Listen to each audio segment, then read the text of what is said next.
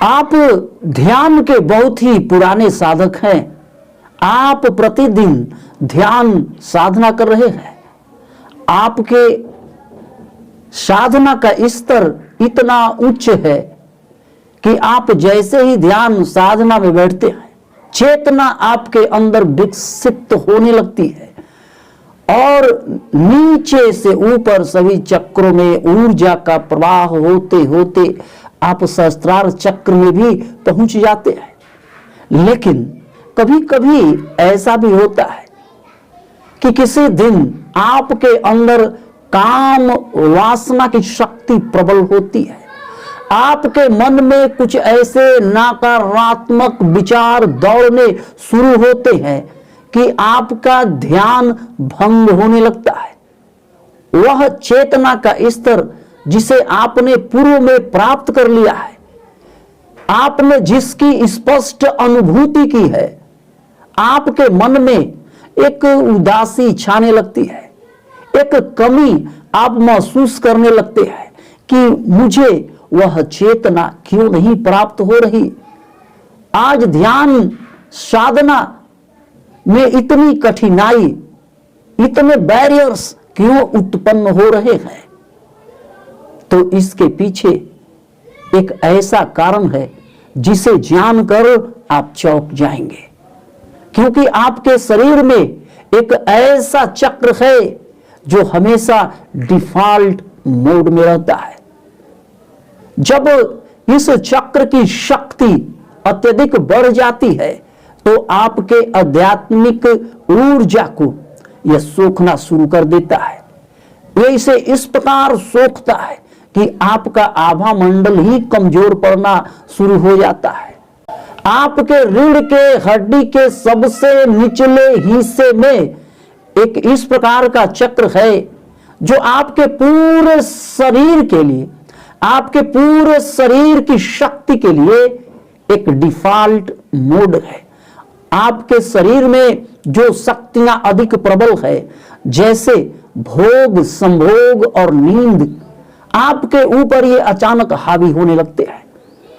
तो ये भोग, संभोग, नींद, ये जो एक मानव शरीर की प्रवृत्तियां है, मानव शरीर की जो शक्तियां है, ऑटोमेटिक इस चक्र में वो ट्रांसफर हो जाती है। तो अपने आप ही आपका आध्यात्मिक क्षेत्र कमजोर पड़ने लगता है।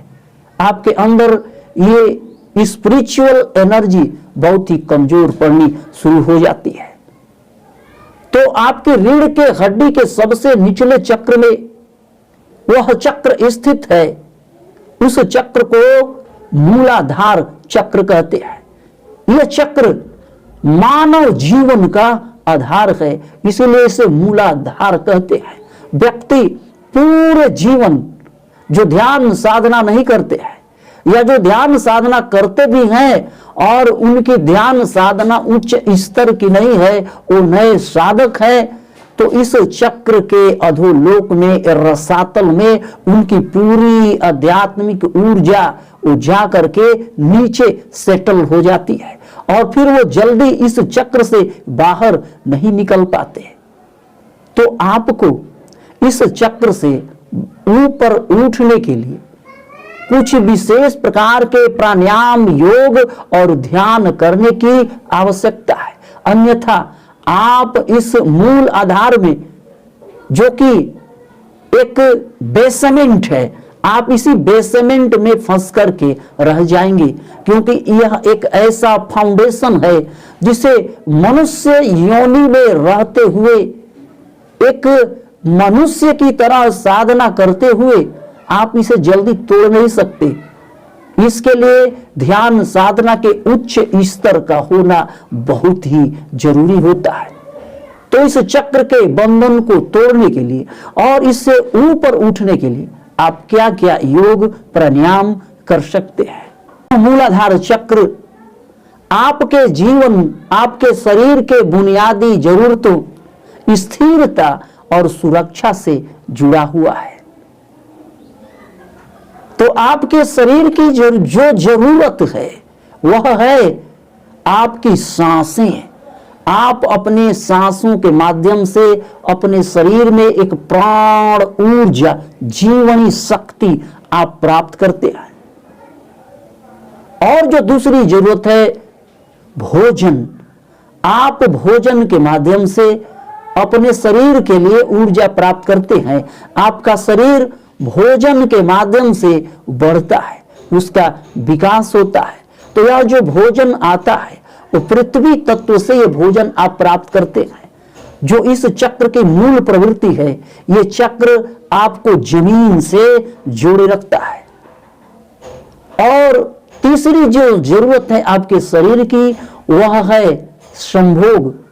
आप जब संभोग करते हैं, आप जब अपने पार्टनर के साथ होते हैं, तो आपकी पूरी आध्यात्मिक शक्ति, ऊर्जा इस मूलाधार चक्र में आकर के केंद्रित हो जाती है।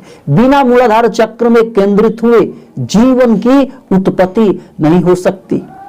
तो ये जो 3 प्रकार की बुनियादी जरूरतें हैं, इन जरूरतों को ध्यान में रखते हुए और इन जरूरतों के साथ जो बंधन जुड़े हुए हैं आपके शरीर से, पहले आपको उसको तोड़ने वाले कुछ योग अभ्यास करने होंगे।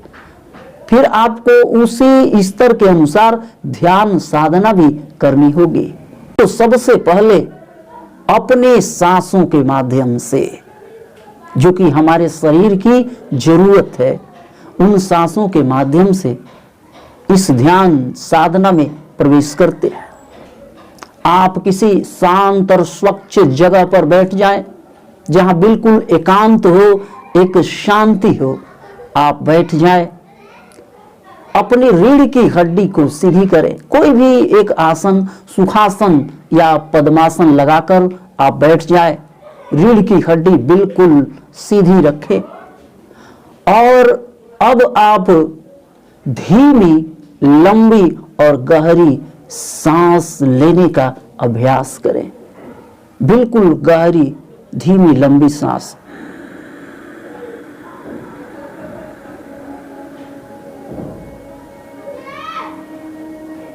इस प्रकार की सांस जब आप भरते हैं तो अपने आप ही आपकी रीढ़ की हड्डी बिल्कुल सुगमता पूर्वक, स्थिरता में अपने आप ही सीधी होती चली जाती है। तो आप इस प्रकार की कम से कम 10 से 15 गहरी, लंबी, धीमी सांसें भरें। बिल्कुल इस प्रकार आप किस्तों में इसे भर सकते हैं।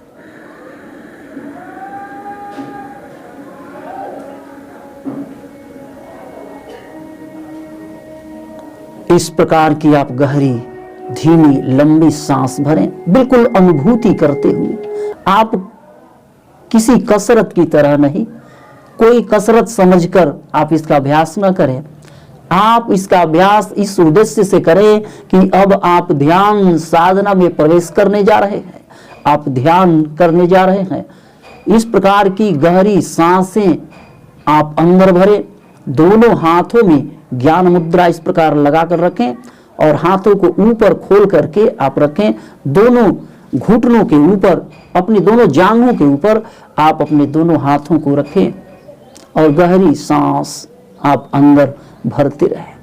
10-15 सांसें कहने का मतलब ये है कि कुछ साधक बहुत जल्दी ही इन सांसों के माध्यम से वो चेतना प्राप्त करने लगते हैं। लेकिन आप जब तक संभव हो, जब तक आप सहज न हो जाए, जब तक इन सांसों के माध्यम से आप एक गहराई और स्थिरता की अनुभूति न करने लगे, तब तक आप ये गहरी, धीमी, लंबी सांसें भरते रहे। जब आप एक पर्याप्त स्थिरता महसूस करने लगे, एक चेतना की अनुभूति जब आप करने लगे, तब आप अपनी पूरी चेतना को अपनी रीढ़ के हड्डी के सबसे निचले हिस्से पर आप ले जाएं। निचला हिस्सा कहने का मतलब आप इसे अपने गुद्दा द्वार के पास भी आप अपनी पूरी चेतना को ले जाकर फोकस कर दें।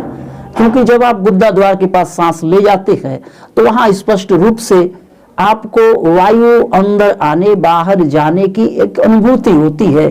क्योंकि मल त्याग करते समय भी हम बार बार अपने गुद्दा द्वार को सिकुड़ता है तो हमें इसकी अनुभूति होती है। तो आप बहुत ही आसानी से इसकी अनुभूति आप कर सकते हैं। पूरी चेतना आप अपने गुद्दा द्वार के पास फोकस करें और अपने रीढ़ के सबसे निचले हड्डी, पेट के पीछे से रीढ़ की सबसे निचली हड्डी यानी अपने टेल बोन को आप देखते रहें। पूरी चेतना में आप देखते रहें और इस दौरान अपनी सांसों की गहराई की अनुभूति भी आप करते रहें। सांसों के माध्यम से इस ध्यान के बाद जब आप एक पूरी चेतना और गहराई में हैं, अब आप इस चक्र के बीज मंत्र का उच्चारण करें। ध्यान रहे, इस बीज मंत्र का उच्चारण करते समय आप इसके वाइब्रेशन को महसूस करें। ये वाइब्रेशन जब गूंज पैदा होती है तो ये गूंज आपके ब्रेन में सुनाई पड़ती है, तो इसकी आप अनुभूति करें और अपने रीढ़ के सबसे निचले हड्डी गुद्दा द्वार तक आप इसकी अनुभूति करें। अपने ब्रेन में इसकी गूंज को आप, इसके वाइब्रेशन को आप अनुभूति करें और अपने रीढ़ के सबसे निचले हिस्से पर आप इसे महसूस भी करते रहें। किस प्रकार करेंगे? पहले आप गहरी सांस अंदर भर लें,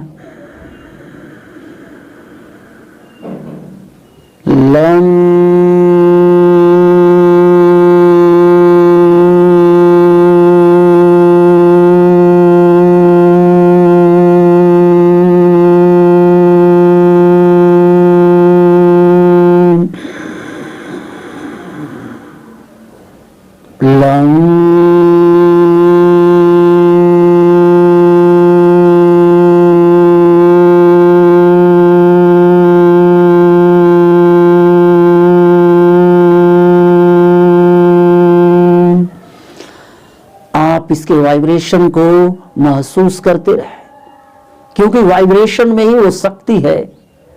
जब आप सूक्ष्म स्तर से अपने चक्रों तक पहुंच सकते हैं और आपके सभी चक्र आपके ब्रेन के माध्यम से सहस्त्रार चक्र में जुड़े होते हैं, क्योंकि सहस्त्रार चक्र में सभी चक्रों के लिए स्थान होता है।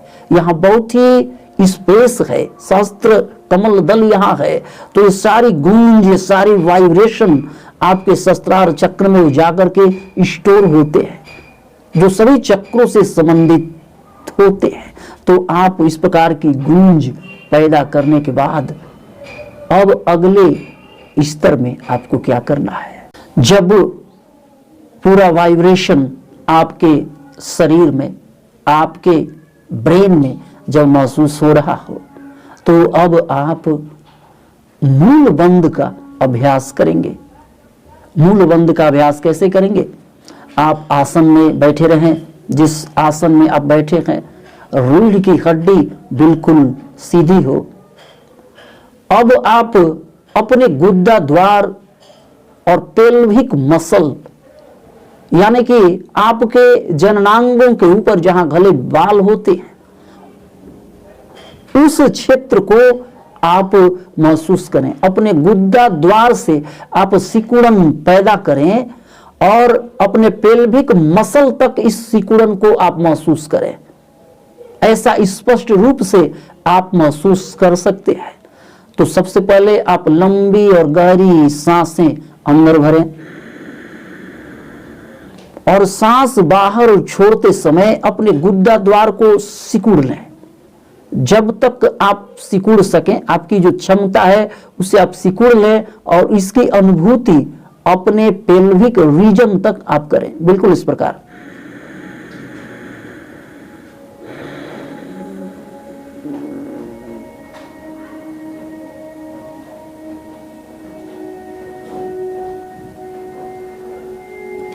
जब आप इसे रोक कर रखेंगे तो आपके चेहरे पर एक सिकन महसूस होगी। ये सिकन ठीक उसी प्रकार की होगी जब आप मल त्याग करते समय, जब अधिक बल प्रेशर देते हैं मल को त्यागने में, तो आपके चेहरे पर बिल्कुल उसी प्रकार का प्रेशर दिखाई पड़ेगा। एक बार फिर से आप करें। पहले गहरी सांस, हमेशा जब भी आप इसका अभ्यास करें गहरी सांस अंदर भर लें, ताकि जब आप सांस छोड़े तो बहुत देर तक वो सांस बाहर छूटे, और उस सांस के छूटने के साथ आपका गुद्दा द्वार अंदर की तरफ सिकुड़ता जाए, और एक ऐसी गहराई के साथ सिकुड़ता जाए कि आपका पेल्विक मसल भी सिकुड़नी शुरू हो जाए। फिर से देखें एक बार।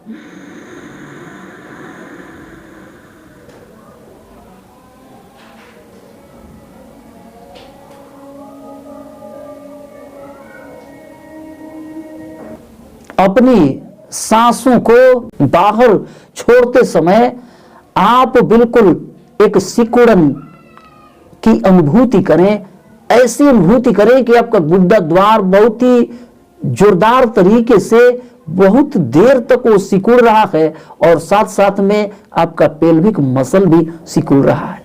तो आप लगभग 10 से 15 बार इसका अभ्यास करें। बिल्कुल मूल बंद की तरह यह अभ्यास होता है। आप इसे अश्विन मुद्रा समझकर भी आप इसका अभ्यास कर सकते हैं, क्योंकि मूल बंद लगाने के लिए तो पूरा शरीर एक साथ एक प्रेशर में, कि आपके शरीर का एक एक कण उस गुद्दा द्वार के साथ सिकुड़ रहा है, वैसी मूल बंद में अनुभूति होती है। तो आप कभी अश्विन मुद्रा के रूप में केवल अपने गुद्दा द्वार में पेल्विक मसल्स में वो संकुचन पैदा कर सकते हैं, या कभी बिल्कुल मूल बंद की तरह, जिस प्रकार बिल्कुल प्रैक्टिकल रूप में मूल बंद किया जाता है।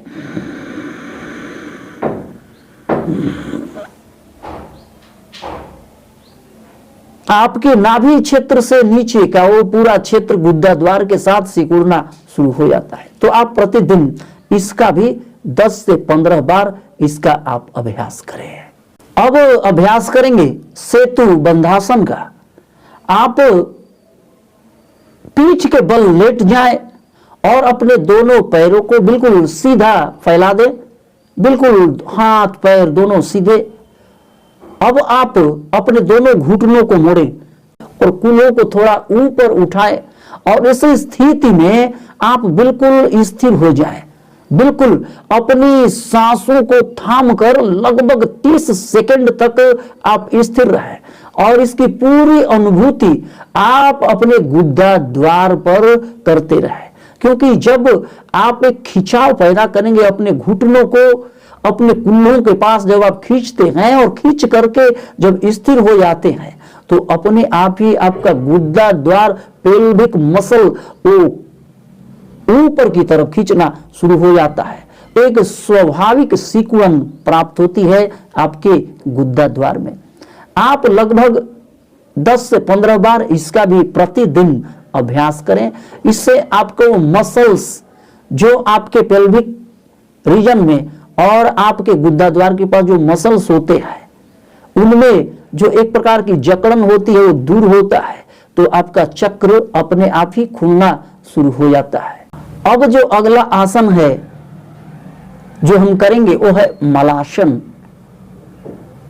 आप जिस प्रकार मल त्याग करते समय हमारे इंडियन स्टाइल वाले जो बाथरूम होते हैं जिसमें आप बैठते हैं, वो लैट्रिन रूम में जो सीट होती है इंडियन स्टाइल वाले सीट पर आप जिस प्रकार बैठते हैं मल त्याग करने के लिए, आपको ठीक उसी प्रकार बैठना है।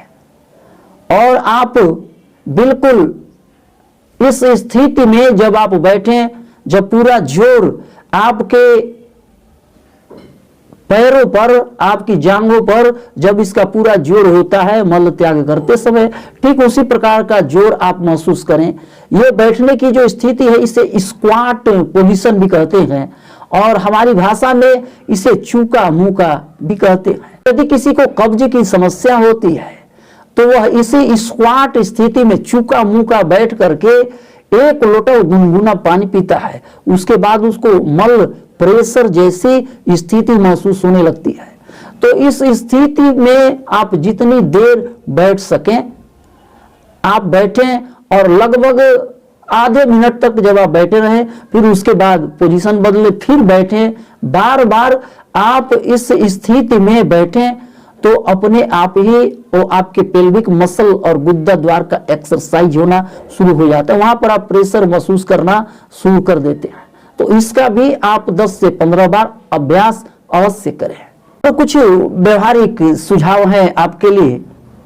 आप सुबह सुबह जब भी आप टहलने निकलें, तो जहां आपको हरी हरी घास दिखाई दे, अपने पैरों से जूते या चप्पल आप उतार दें और हरी घास पर आप टहलना शुरू करें। तो कभी नंगे पैरों आप खाली जमीन पर भी, मिट्टी पर आप टहलें। इससे आपका जो मूलाधार चक्र होता है, उसमें जो नेगेटिव फ्रीक्वेंसी है, वो अपने आप ही नेगेटिव वाइब्रेशन वो दूर होने शुरू हो जाते हैं। ये शारीरिक प्रभाव के कारण ऐसा आता है। तो प्रतिदिन ये सुनिश्चित करें कि आप इस प्रकार टहलते हैं। और मूलाधार चक्र का रंग लाल है, तो आप अधिक से अधिक लाल कपड़े पहने। जब भी आपको मौका मिले, आप लाल कपड़े पहने, या अपने आसपास लाल फूल या लाल वस्तुओं को आप रखें, और अपने पूरे कमरे में आप सोते समय भी लाल रोशनी, नाइट बल्ब वाली वो रोशनी आप फैला दें, नाइट बल्ब जला दें और आप सो जाएं। और भोजन में एक बात का आप ख्याल रखें कि जो गहरे लाल रंग वाले जो फल होते हैं, जो सब्जियां होती हैं, आप उनका सेवन करें। आप पर्याप्त मात्रा में गाजर और चुकंदर का सेवन करें। अदरक और दालचीनी का मसाले के रूप में आप प्रयोग करें तो बहुत ही अच्छा होगा। तो ये जो भी यौगिक क्रियाएं, प्राणायाम, वंद, मेडिटेशन आपको बताए गए, ये आपके मूलाधार चक्र को बहुत जल्दी ही सक्रिय करने शुरू कर देते हैं। तो आप प्रतिदिन इन सभी क्रियाओं का अभ्यास करें। और मूलाधार चक्र में यदि आपको किसी प्रकार का अनुभव होता है, किसी प्रकार का वाइब्रेशन, सेंसेशन, फीलिंग्स आपको महसूस होती है, तो आप हमारे साथ अपने अनुभवों को अवश्य शेयर करें। आप प्रतिदिन ध्यान करें, आपका ध्यान सहज, सुखद और आनंददायक हो। ध्यान में आपका परम मित्र संतोष सक्सेना।